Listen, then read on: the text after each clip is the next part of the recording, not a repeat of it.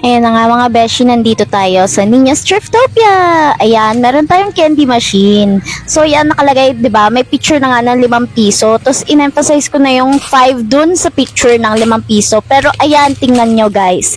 Ganyang kadami yung naguhulog ng piso. Guys, piso. Ganyang kadami. Kaya huwag kayo maghuhulog ng piso kasi nasa-stuck yung yung nasisira yung machine. Tapos ito pa, matindi. May naguhulog ng 25 centavos. May naguhulog din ng play money. Huwag kayo maghuhulog niyan. Kasi wala kayong makukuhang candy. 5 piso lang, guys. Common sense. Ayun na nga, may picture na nga, guys. May picture na.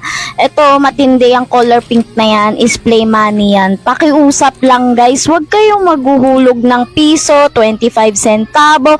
Play money, be. Play money yan, no. So, huwag kayong maghuhulog ng piso. Ayan, guys. Nakikita nyo yung bote? Eh, ang boteng yan. Ayan, ito pa. Tingnan mo. Naghuhulog siya ng tigto 25. Kasi alam kung bakit alam ko. Kasi hindi siya nakakakuha. Kasi hindi talaga lulusot lang talaga yung tigto 25. Kasi hindi nga yan 5 piso. Tsaka ito, may sign dito na nakalagay na bawal yung octagon na kasi hindi tinatanggap. Bawal yung piso, bawal yung play money. Tapos ayan, yung piso, 5 piso na bilog lang, guys. Ayaw ko ba kay ate girl. Tapos 2 beses siya naghulog dyan. At alam ko kung ano yung hinulog niya kasi nung naghulog pa lang siya ng 5 piso, saka pa lang umikot yung sa gamble machine.